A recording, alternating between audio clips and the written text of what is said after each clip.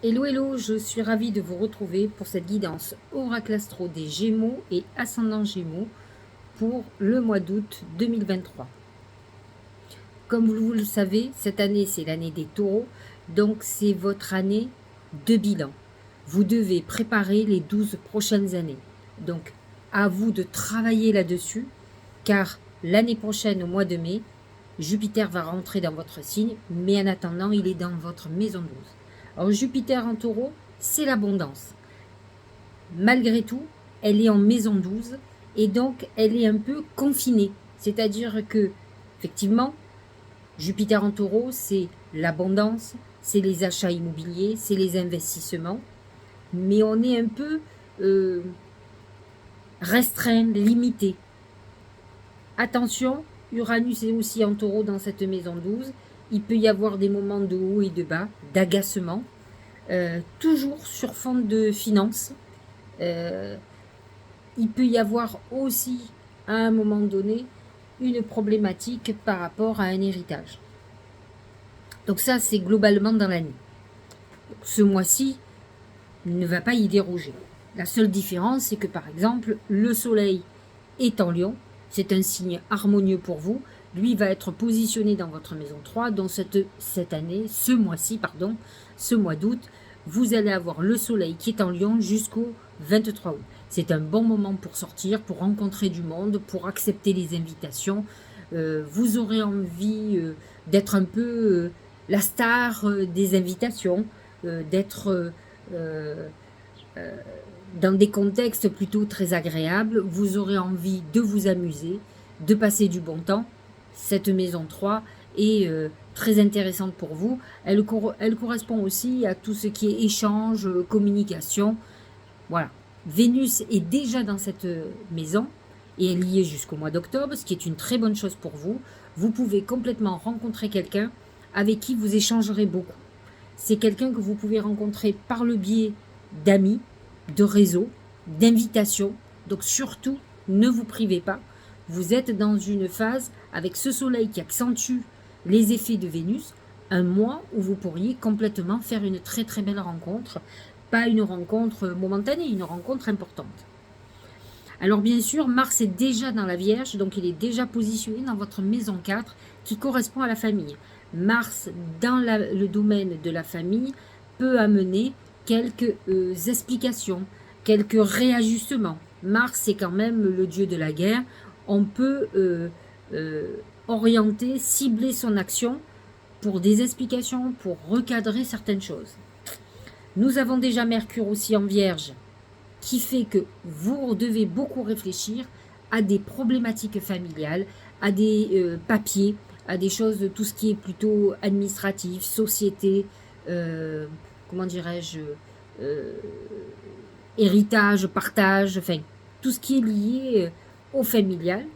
Ça peut être aussi la volonté ou la possibilité de faire quelque chose de professionnel avec un membre de la famille. Le soleil rentre dans la Vierge à partir du 23 août et effectivement, il va se concentrer sur cette maison 4 pour plutôt réorganiser les choses, pour les planifier, pour les canaliser, j'ai envie de vous dire. Lorsque Mars entre en balance, pour vous, c'est très favorable. La balance est positionnée dans votre maison 5, maison chanceuse, maison d'amour, maison liée à vos enfants. C'est la maison des plaisirs. Mars, la sexualité, mais aussi l'action, est orientée vers les plaisirs, l'amour. Vous êtes dans une bonne phase et c'est à partir du 27 août. Le Capricorne, lui, est positionné dans votre maison 8. Pluton amène une transformation et cette maison 8 la confirme puisque c'est la maison de la transformation. C'est aussi une maison qui peut amener le deuil de quelqu'un et qui fasse un héritage, un bouleversement dans votre patrimoine. Alors, bien sûr, Pluton est passé dans tous les décans du signe, mais là il va toucher les derniers décans, ceux qui sont de fin juin. Le poisson, lui, est positionné dans votre maison 10. La maison 10, c'est la maison de la carrière, de la réussite sociale. Saturne vous oblige à prendre vos responsabilités. vous oblige à prendre des responsabilités professionnelles. On n'est plus, disons que depuis un bon bout de temps, Neptune est dans le signe du Poisson et a pu amener des déceptions, des trahisons, des choses qui n'étaient pas claires, des nébuleuses, quelque chose qui ne vous conviendra pas. Saturne, lui, il va remettre de l'ordre dans tout ça et il va vous obliger à aller vers ce que vous désirez, en vous limitant. C'est-à-dire que le Gémeaux, on le sait, est parfois un peu éparpillé, un peu comme le Poisson d'ailleurs, et là, vous êtes cadré. Saturne, c'est la planète dirigeante du Capricorne, et le Capricorne, c'est un signe très terre-à-terre, déterminé, qui aime le contrôle, et là, Saturne, ce qu'il va faire sur le Poisson, c'est le recentrer sur les objectifs. Et lorsqu'il est positionné dans la maison 10, c'est nos ambitions, ce que l'on désire dans la vie, plus que tout. Et c'est vrai, c'est sur notre carrière professionnelle. Donc Saturne va pour le moment aspecter les Gémeaux du mois de mai et les ascendants entre 0 et 5 degrés normalement. On va dépasser jusqu'à 10 degrés. Et donc, vous allez devoir savoir fondamentalement ce que vous voulez et canaliser cet objectif. Le nœud nord est en bélier, il vient de partir du taureau, et là il est dans un signe ami pour vous. Il va vous permettre de vous reconnecter déjà à tout ce qui est amitié, tout ce qui est trahison d'amis. C'est karmique. Donc ça touche le dernier décan. Le bélier amène la volonté peut-être de refaire son relationnel, ses amitiés. Ça vous connecte à vos guides aussi. Hein. Donc c'est un bon placement pour vous, un placement plutôt chanceux. Pour les planètes en taureau, je vous en ai parlé dès le départ. La pleine lune en Verseau est en harmonie avec votre signe. Elle va être dans l'axe 3-9, qui est l'axe de la connaissance et de la communication. Ce sont des moments où vous aurez peut-être envie de voyager, de bouger. Ça va mettre, cette pleine lune va mettre la lumière sur la communication. Et j'ai envie de vous dire, c'est une pleine lune où il faut surtout faire des vœux, parce que c'est un moment où vous serez hyper connecté, parce que justement, elle est sur l'axe de la communication. Et le communicant du zodiaque, du ciel, c'est Mercure. Et c'est comme ça qu'on est connecté à nos guides et à l'univers. La nouvelle lune en Lion est toujours positionnée en maison 3, qui est la maison de la communication, encore une fois, des frères et des sœurs aussi. Et là, 16 août, c'est le moment de faire vos vœux. Vous serez dans une phase où vous serez assez bien entendu, puisque de toute façon, vous êtes dans une maison de communication, donc c'est le moment de bien faire vos vœux, d'entendre aussi les messages que vous pourriez avoir, que ce soit par synchronicité, par des signes qui vont répondre à vos questions. Pleine lune en Vierge, c'est l'axe 10-4, amas de planètes en Vierge, en maison 4, et amas de planètes en maison 10, plus la lune en Poisson et le soleil en Vierge. Donc on est quand même dans une configuration où vos ambitions vont se confronter à la famille. Et il va falloir que vous sachiez quelle place à mettre de l'un et de l'autre, à trouver un juste équilibre entre les deux. En tout cas, c'est le côté à la fois familial et de vos ambitions qui vont être mis en lumière. Voilà pour les astres. Nous allons parler des oracles, voir ce que les oracles ont à nous dire, s'ils sont en accord avec le ciel ou s'ils en rajoutent un petit peu, ils donnent un peu plus d'éléments. On va commencer par l'oracle magique du Mar de Café, mon oracle, que vous pouvez vous acheter sur 13trèflesédition.com, et on est en train de clôturer la boutique Amazon. Il faut être ingénieur presque pour faire une boutique Amazon, autant vous le dire. Bon, enfin bref. C'est l'anneau. L'anneau, c'est l'engagement. C'est l'union. C'est, comment dirais-je, un engagement que l'on fait en principe pour le long terme. Ça peut être aussi bien un engagement professionnel, un engagement moral, un engagement affectif. Vous rentrez dans une phase, c'est le mariage. d'une rencontre avec qui on va légaliser, on rentre dans la phase où on va être dans un engagement profond pour une cause, pour quelque chose d'important pour vous. Donc nous allons regarder les autres oracles en accord avec celui-là, ce qu'ils ont à nous dire d'abord au niveau professionnel. Au niveau professionnel, c'est le feu. Le feu, c'est le conflit. Ce n'est pas que ça, mais c'est aussi le conflit. Donc vous pourriez être en conflit, professionnellement parlant. Saturne, dans votre maison 10, qui est la maison de la carrière, de vos ambitions, amène des restrictions, des limitations. Il vous oblige à vous recadrer. Donc ce qui ne va pas va exploser. Donc vous êtes dans cette phase-là où peut-être vous allez... Alors c'est ça l'engagement aussi, rupture de contrat, rupture d'engagement. Parce qu'on est aussi dans l'engagement, mais on est dans le désengagement d'un point de vue négatif. Donc ce conflit. Le feu représente aussi la passion et on peut avoir envie de s'engager dans quelque chose qui nous tient à cœur. Peut-être un projet coup de cœur sur lequel on a envie de s'engager, on a envie de faire quelque chose. Donc voilà aussi ce qui est annoncé.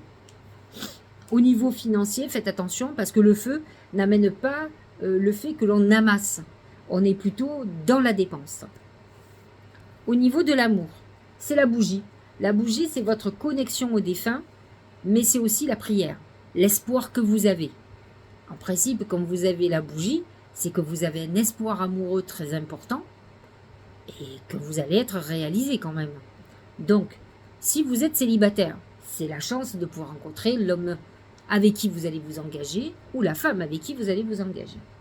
Si vous êtes en couple, que votre couple bat de l'aide, c'est peut-être une volonté de recoller les morceaux. Peut-être que si vous êtes dans un couple qui ne fonctionne plus, vous êtes déjà allé voir ailleurs et vous avez des espoirs sur quelqu'un d'autre. Et là, il faut vous attendre non seulement à avoir la réalisation de ce que vous désirez, mais il faut que vous compreniez aussi qu'il y a de grandes chances que votre couple explose. Au niveau de la santé, c'est la pensée. Ça, c'est un gros problème de Gémeaux. Vous trouverez autour de vous des Gémeaux, des ascendants Gémeaux, même pourquoi pas des lunes en Gémeaux, Mercure en Gémeaux encore plus, qui ont des grosses difficultés à dormir. Pourquoi ? Parce qu'en fait, ils ont un cerveau qui tourne à plein régime tout le temps. Ils n'arrêtent pas de gamberger. Et donc, ça leur crée des insomnies. Donc, la pensée peut être nocive. Il faut arriver à lâcher prise. Faites de la méditation avant de dormir, par exemple. Les pensées peuvent être aussi des pensées négatives, qui vous sabotent, qui sabotent votre morale. Et je vous l'ai déjà expliqué, si vous êtes dans des pensées négatives, vous attirez du négatif, vous n'attirerez pas du positif. Parfois, vous savez, on est dans l'espoir de quelque chose qui ne vient pas. Et en fait, c'est vrai, on peut déchanter, on peut être désespéré. Mais ce n'est pas parce que vous ne voyez rien venir aussi rapidement que ce que vous voudriez que rien ne va se passer. C'est le temps qui va vous perturber, qui va vous déstabiliser. On est tous à l'épreuve du temps. On en est tous passés par là, croyez-moi, moi identiquement. Moi, j'ai personne qui me dit, qui me file un coup de pied au cul, qui me dit, écoute, c'est que c'est pas le moment. Donc, c'est moi qui me le dis. Qui me dit, écoute, tu dis à tout le monde qu'il faut être patient. Eh bien, il faut être patient. Et que de toute façon, ça n'arrivera pas quand ça ne doit pas arriver. Et donc, c'est vrai que quand on est dans une attente d'événements, on a le négatif qui prend le dessus. On devient pessimiste, on n'y croit plus, on perd la confiance. Et en fait, ce qui vous fera tenir, c'est la foi. La foi en l'univers. Je vois par exemple, moi qui suis médium, quand on voit un événement, alors je parle d'un événement dont on est sûr. Moi, c'est rare que je ne sois pas sûre d'un événement, mais ça m'arrive et je le dis. Je dis ça, je ne suis pas sûre de moi. Je sais que je suis autour de la vérité, mais je suis pas... C'est pas ça tout à fait. Mais quand je suis sûre d'un événement, par exemple, dans les cas qu'on donnait, par exemple, une rencontre amoureuse importante pour quelqu'un, la seule chose qui peut être pas bonne, c'est le temps. Parce qu'en fait, il faut que vous compreniez que le temps, c'est pas moi qui le fais, c'est vous. Alors vous allez me dire, mais comment ça ? Ben oui. Quand vous êtes embourbé dans une histoire amoureuse du passé, alors vous allez passer par plusieurs stades. Au départ, c'est une relation passionnelle, tout se passe bien. Vous avez espoir que ça fonctionne avec cette personne. Et puis ça vient pas. Puis vous vous rendez compte que vous amenez en bateau, ou pas, mais que ça vient pas. Donc vous avez des phases, mais des phases qui mettent plusieurs mois, où il y a la désillusion, mais il y a toujours l'espoir, donc on attend. Et le temps passe. Et puis une fois que tout ce temps est passé et qu'on a compris que ça ne changera pas, et que de toute façon, même si ça changeait, on n'en a plus envie, parce qu'entre-temps, on a découvert l'autre qui finalement nous convient pas plus que ça, en fait, on a fait l'histoire, eh bien, il faut se remettre, il faut guérir. Eh oui, c'est pas parce qu'on sait qu'on va plus faire sa vie avec celui-là, ou avec celle-là, qu'on n'a pas besoin de guérir de la déception de cette histoire. Mais ça, vous vous en rendez pas compte. Mais votre cœur le sait, lui. Votre intérieur le sait aussi. Et donc, tant que cette guérison n'est pas finie, que votre cœur n'est pas ouvert à notre amour, même si vous croyez que oui, vous êtes prêt ou prête, vous êtes dans un starting block. Mais votre cœur n'est pas prêt à recevoir l'amour. Et donc, ça bloque. Ça se débloque quand c'est le moment. Donc ça dépend bien de vous. Parce que si vous aviez, par exemple, si vous êtes avec quelqu'un qui n'est pas disponible ou qui n'était pas libre, si vous aviez fait la rupture depuis le début, en disant non mais c'est une histoire momentanée, j'ai pas envie de me perdre du temps avec cet homme, ben, vous n'auriez pas perdu du temps. C'est que à cette époque-là, vous ne saviez pas vraiment ce que vous désiriez. Donc vous vous êtes engouffré dans cette histoire en vous disant pourquoi pas. Si vous aviez su fondamentalement ce que vous vouliez, jamais vous seriez allé dans une histoire de double vie, en vous disant, mais je vais attendre des lustres, je vais souffrir. Parce que c'est vrai, quand on se met dans une histoire de double vie, à 90%, allez, on a des chances de souffrir et de pleurer. Parce qu'on va attendre. Et l'attente, ça tue. Donc voilà, les pensées peuvent être des pensées sombres. Ça peut être aussi très positif, les pensées, parce que ça peut vous faire avancer. Mais en tout cas, chez vous, le côté santé est beaucoup plus sur le mental. Le fait que ça n'avance pas. Ce Jupiter dans votre maison 12 vous fait trépigner. Vous dit ça bouge pas. C'est agaçant. Le Tao, c'est la suite. Loyauté, adaptabilité, coopération, confiance, fiabilité, sensibilité aux autres, service, obtention de conscience. Vous êtes dans une période où vous sentez que vous avez besoin des autres, vous allez pouvoir peut-être avoir une vision de votre vie professionnelle un peu différente, où vous avez envie de rencontrer aussi des gens, même amicaux. Vous êtes dans une ouverture relationnelle et d'ouverture de perspective. C'est souvent la maison 9, mais là c'est le soleil qui est en maison 3, qui est la maison opposée de la 9, qui vous donne l'envie de perspectives nouvelles. Et votre Vénus qui est dans ce signe vous donne l'envie de séduire, de rencontrer du monde, des gens nouveaux, d'échanger. C'est ça la suite. Vous êtes beaucoup plus ouverte. Regardez, en plus, les mains ouvertes. C'est le cœur ouvert aussi. Grâce à l'énergie du lâcher-prise, vous entrez en résonance avec ce qui se prépare pour vous dans l'invisible. C'est ça, c'est le lâcher-prise, c'est ce que je vous disais, pour ne pas vous laisser parasiter par les mauvaises pensées. Écoutez, préparez vos vacances, lâchez prise, reposez-vous et mettez-vous dans les starting blocks pour la rentrée. Cependant, pendant ce lâcher prise, où vous allez être complètement détendu, vous allez laisser les problèmes derrière et ne pas vous mettre de pression. Profitez de vos vacances et c'est souvent quand on s'y attend pas qu'on fait les plus belles rencontres. Le tout, c'est d'être prêt à recevoir, c'est ça les mains ouvertes, c'est recevoir ce que l'on a à vous donner, ce que l'univers a à vous donner. Quand moi je prie toujours avec les mains ouvertes comme ça, pour recevoir l'énergie divine, pour recevoir les messages. J'envoie mes messages, j'envoie mes prières et je reçois ce que l'univers, Dieu, a à me dire. Et c'est ça. Regardez, instruire, c'est toujours la maison 3 et l'axe maison 9 qui est la pleine lune du 1er août. C'est la pleine lune. Instruire.